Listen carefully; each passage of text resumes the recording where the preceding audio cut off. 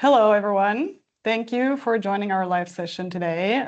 We're Mathis and Miriam from Blue Guardrails, and the topic today will be creating better knowledge graphs through agent steering. And before we start, a few points. The session will be around 20 minutes of presentation and input, followed by a 10 minutes Q&A session. So if you have any questions, feel free to use the Q&A tool in Teams, or also obviously you can just unmute yourself later and ask it with your voice. We will send the slides and the recording of the session to all of you later, just so you know. And yeah, I think we're ready to go. So let's start. In many domains, but especially in life sciences and pharma, we sit on huge amounts of data, and very often that data is unstructured text, for example, in PDFs or other formats, meaning this data is not directly programmatically usable. And lots of valuable information is stored in these documents, of course. And to be able to truly utilize this data treasure, data structuring is a must. And yeah, this is where knowledge graphs come into play. With a well-engineered knowledge graph, you'll be able to, use your data downstream, query it, unlock new insights on the spot, basically, and just make it usable and utilizable for humans, but also AI tools, of course. But the big problem is the manual creation of knowledge graphs is extremely labor intense. Usually companies sit on thousands or even millions of data points. So manually feeding those into a knowledge graph is just not feasible. On the other hand, creating a knowledge graph with AI is very error prone. You will run into hallucinations or faulty entity resolution, like duplicates, or issues with the completeness of the graph. So not everything will be included. And also for large amounts of data, an LLM-driven knowledge graph creation becomes very expensive very fast. So what we're going to cover today is how we can still successfully create knowledge graphs using agents while utilizing a concept called agent steering. So, Mathis. Yes, thanks, Miriam. Hi, I'm Mathis. I'm going to lead you through this presentation today. We have a ton of interesting stuff. The presentation is going to be in 4 sections. And first, I want to talk about the use case. So what are we looking at here? What are we doing with our agents to extract a knowledge graph? We have unstructured data in life sciences specifically. So here we are looking at PDF files of product information. That is product information on medicines targeted at medical professionals so that they can know what side effects they have, what ingredients, what indications, how to dose it, what precautions to take, and what clinical trials the medicine has been evaluated. And these PDF files are 50 to 200 pages long, depending on the medicine, and they are very unstructured.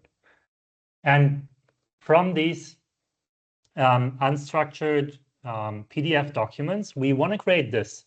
We want to create a knowledge graph, and you can see that here. This is the knowledge graph for one product. So we have the product name here, and then we have different nodes on each side, and you can see, for example, this is an adverse event. So if taking this medicine, sometimes it might happen that you have this adverse event.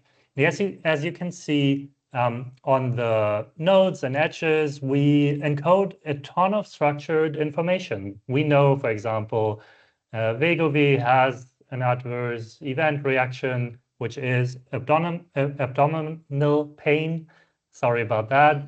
And the frequency of that is common. So many people, or pharmaceutically, actually, it's a pretty defined term, but the frequency is common.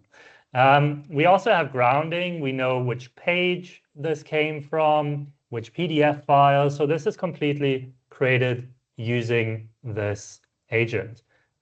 We can look here. We have precautions. That's not so interesting. maybe that, caution and limited experience populations, and then it lists the populations where we don't have so much experience with this medicine.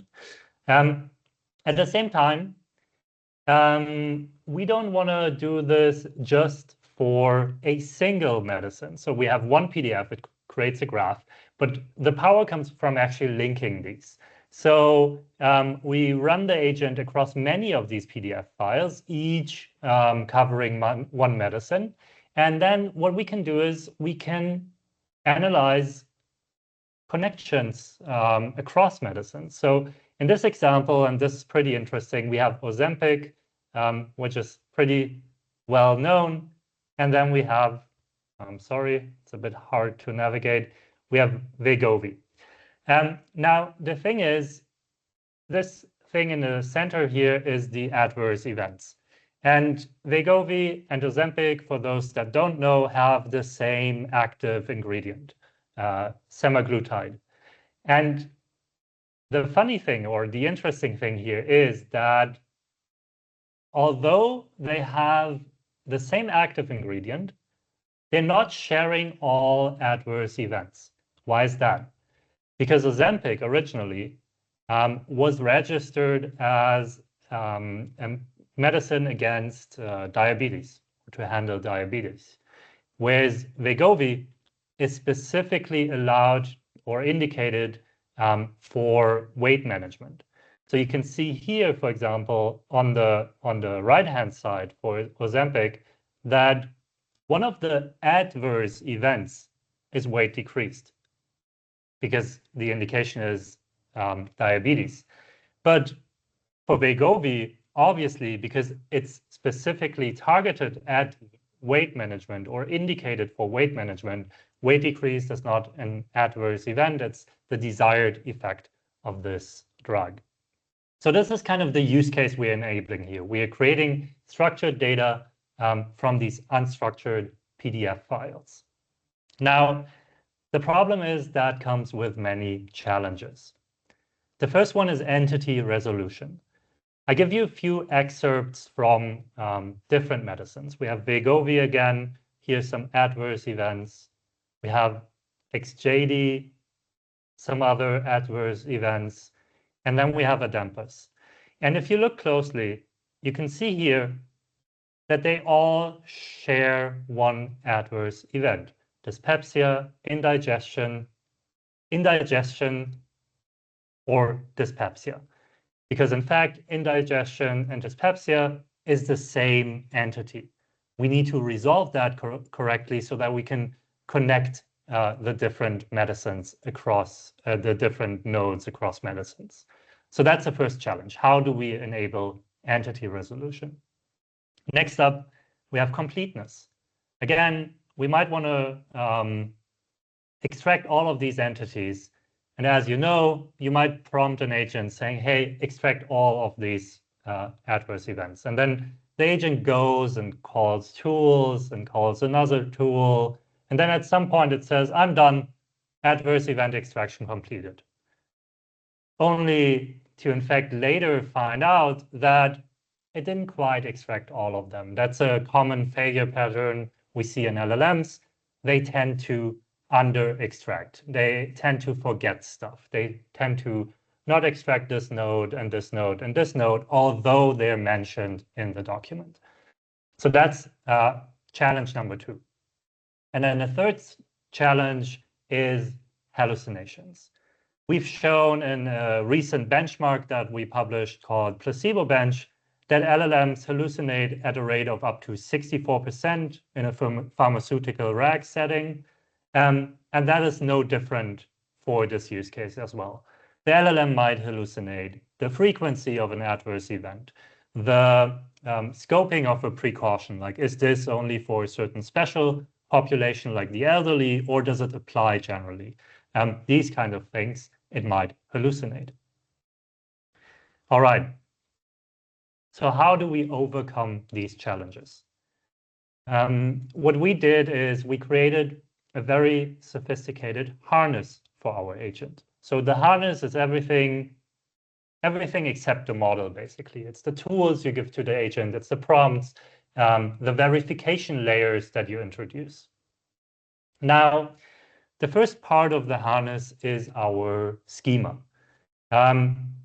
As you can imagine, to model this whole thing as a graph, we need to say what we actually want to extract and how we want to structure it.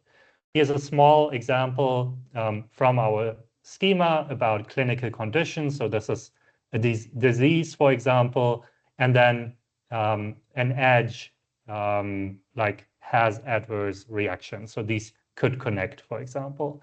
And overall, we have 14 nodes and 17 edge types in our schema.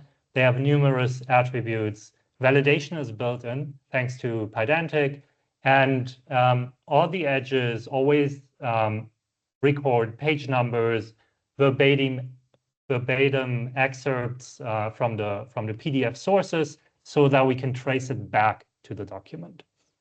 So that's the first part. You properly need to model your graph schema. Next up is domain knowledge. I showed you the entity resolution problem earlier. And in fact, this is not a new problem, and there are existing solutions for this. So what we did was we integrated SNOMED CT, which is a medical ontology that covers more than 360,000 concepts. It's been first published more than 50 years ago and since been constantly iterated on and improved. And this ontology encodes things like tachycardia, for example, is the same as a fast heart rate, and it has an ID, a concept ID. And this concept ID can be used to resolve the entities. So we provide our agent with a tool to search the ontology, to receive concept IDs, and then to use them for correct entity resolution. Now, let me walk through the full agent layer by layer. The data layer is Neo4j. Neo4j is a graph database that we use to store all the edges and entities. The examples you've seen in the presentation of the graph are directly loaded from Neo4j, for example. As an agent framework, we use Pydantic AI, and we use it in code mode based on Monty. Code mode means that the agent, instead of directly calling tools, it writes code to call these tools. This is more efficient in many cases. And Monty enables that to do it in a secure way, basically. We have essentially 3 tools for our agent. We have search the SNOMED database, add a node, and add an edge, or add multiple nodes and add multiple edges. And this way, the agent can add things to our data layer. And next up, we have the verification layer, tackling all of these challenges. We have our product finding hallucinations, finding cases where the agent missed a node or missed an edge, and we feed that back to the agent. How does it look like? Basically, we have the PDF. The PDF is converted into text, and then we have one section that is fed into the agent at a time. The agent searches the SNOMED database, gets the concept IDs, adds nodes and edges to Neo4j, and then while the agent is running, traces like what the agent is doing are continuously sent to Blue Guardrails. We analyze these traces, and then at the end, we feed back errors to the agent. So we say, hey, you think you're done, but actually you didn't extract this edge, and this node has a hallucination, and here you use the wrong concept ID. And then the agent itself goes to fix these errors. It updates the nodes, deletes them, adds new ones if needed to make a better graph. Now, a bit more on agent steering, just to give you a better idea. The first part you know from any observability solution. We have traces that we send to the platform. We can see how many tokens it's consuming, how much it costs, how many requests we have, and so on. The next step is that we find issues in these traces. So as you can see here, for example, in our UI, we find, hey, you missed an edge, and we highlight where it missed that edge in the agent's trajectory. And then we prompt the agent to fix it. We say, hey, agent, there's a wrong attribute. This is issue number 1, and here's issue number 2, and issue number 3. And this way, the agent produces better outcomes. Coming to outcomes, what did we measure or observe? How does our agent behave on this use case? First off, we need to evaluate.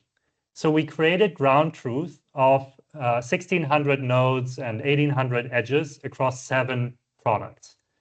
This ground truth basically says, given this PDF, we want exactly to extract all of these nodes with these attributes and these edges, and then we can compare what our agent does against the ground truth. Now, looking at the first metric, which kind of measures completeness, is node recall. How many of the expected nodes, like adverse events or precautions, did our agent actually extract? We did that with 2 models. The first one was GPT-5.4 Nano. Without steering, it got 58% recall, which is respectable given that it's a very small model, but it's not perfect, and also we could imagine could be a bit better. So with agent steering added, we actually went to 72% recall. So this error correction step that you saw at the end added about 14 percentage points to the performance of this agent based on GPT-5.4 Nano. Now, the second model we tested was DeepSeek V4 Flash. And here we got a much higher baseline, 83%. That's very, very good because this is a very complex task. Now, that's without steering. And with steering, we got it to 91% recall, which is excellent and is an optimal base to build from when building actual applications with these kinds of agents. Now, talking about recall, this mainly touches on completeness. If we want to look at hallucinations, we look at the edges, because there we encode all of these attributes like the frequency of an adverse event. For edge F1, so like how correct are the edge attributes basically, we got 55% for Nano, 68% after steering. So again, a sizable improvement. DeepSeek V4 Flash, again, 85%, much better than Nano, and then 89, so again, a good improvement through agent steering. Now, when you run a use case like this, you're not running it on small data. We talked about it, life sciences, they have a lot of data. They don't just have like, I don't know, 10 or 15 documents, they have hundreds of thousands of documents. So the economics behind this are very important. How many tokens are we using? Nano used 2.1 million tokens, input tokens per document on average, and 169,000 output tokens at a cache rate of 85%. Cache rate is important because it makes the input tokens cheaper, essentially. And I'm going to come to that in a second. Now, compare that to DeepSeek V4 Flash. We have the same amount of input tokens, so they roughly take the same amount of turns. We have fewer output tokens. So DeepSeek is actually more efficient than Nano in this case. And then we also got a better cache rate, so almost 95%, which is excellent. Now, the big question is, how does it translate to cost? On the left-hand side, I'm showing cost per medicine, which for GPT-5.4 Nano was 31 cents. So it would cost you 31 cents to take a PDF document and transform it into this graph when using the extraction agent. DeepSeek V4 Flash was only at 6 cents. That's a lot cheaper, and I'm going to show you what that means at scale. Let's assume we take all 500,000 registered medicines in the EU, according to the European Medicines Agency. That would translate to 155K for GPT-5.4 Nano and 30K for DeepSeek V4 Flash. So it really matters what model to pick. Now, if you're asking about frontier models for this task, like why not use a GPT-5.4, like plain GPT-5.4, we ran that test and we saw GPT-5.4, for example, would cost $2.28 on the task, which translates to 1.14 million for this use case. So again, something that might not be feasible depending on how much money you want to spend and how important this project is. So that's everything we wanted to show you. We wanted to walk you through how this agent is built, how we solve the challenges, what performance we can get out of it, and how efficient it is. And now we have time for your questions. So if you have any questions, drop into the Q&A tool and then just post your question. And we try our best to answer them.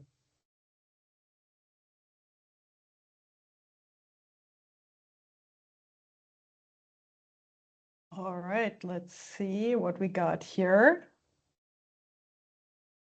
Okay, I think this is an interesting one because it's a little broader, or it's a little broader and goes into something you haven't really described so much. The question is, what was your prompting strategy for the knowledge graph creation? Yeah, so of course, prompting is really important here.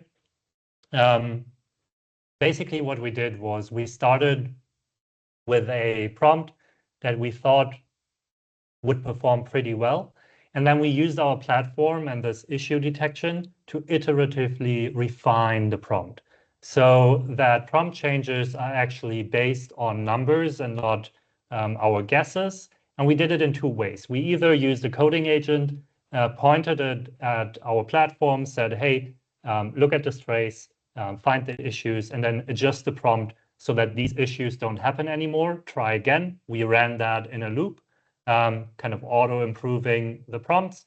And then we did some human manual fine-tuning, basically, of these prompts based on the issues we saw.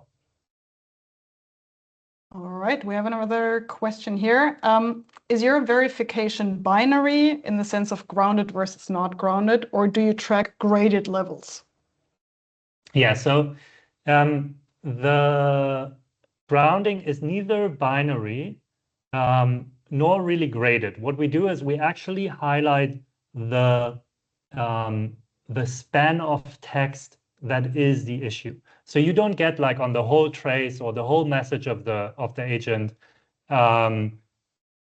like just a score or something like that. You really get like this entity is wrong, which means you can actually confirm that and look at the data and see that it's wrong because you see right away where it is, and then you get like basically counts of how many issues per agent run you have, and that allows you to quantify and compare them. And this data could be stored in a graph. We didn't do that, but we could store it in a graph. There are two questions which kind of go in the same direction. Have you ever tried to build an RDF graph with this same kind of methodology? And the second question is similar. Do you have agents which work with RDF triple stores? Yeah, I think the storage layer could be exchanged here. Of course, you would have to change the schema a bit maybe, and generally fine-tune the agent a little bit, tweak it. But generally, it should also work with RDF graphs. It's not limited to labeled property graphs.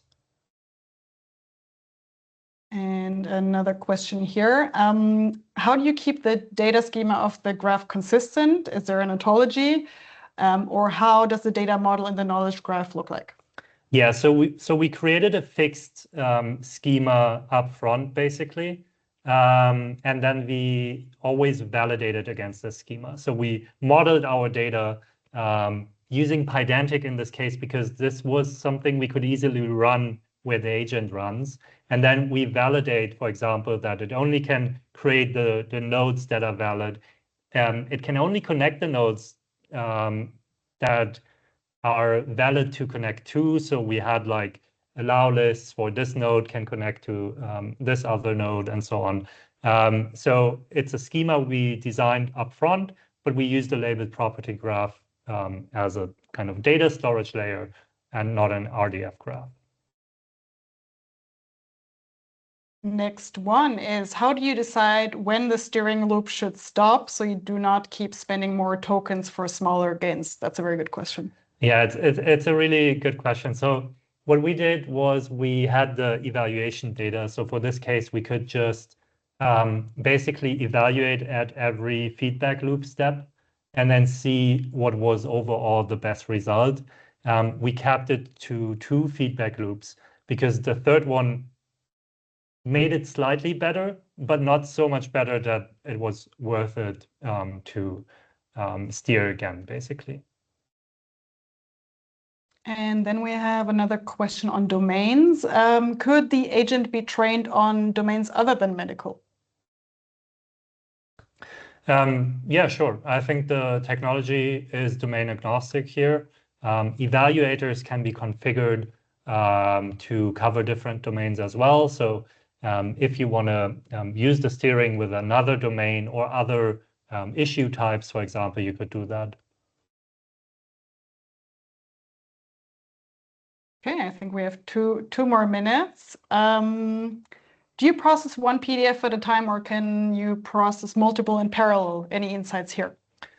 Yeah, you can basically process as many PDFs in parallel as your token quota allows. So if you're running this agent and you have a ton of compute there, and you can use a lot of tokens per minute, you could run many extractions in parallel as well.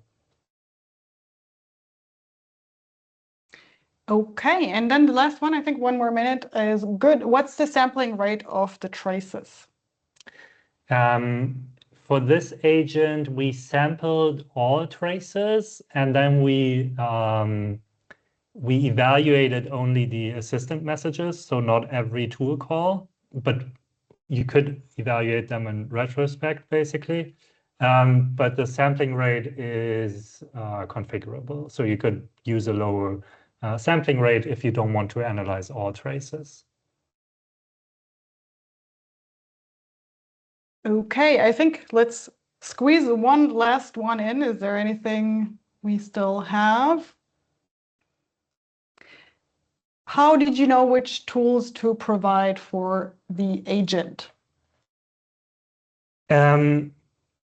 So basically what we did was we provided the tools that the agent needed, not more, not less. We wanted to allow the agent to update the graph, so we needed a way to add, remove, update nodes and edges. That's one or a few tools. And then we needed to inject the domain knowledge.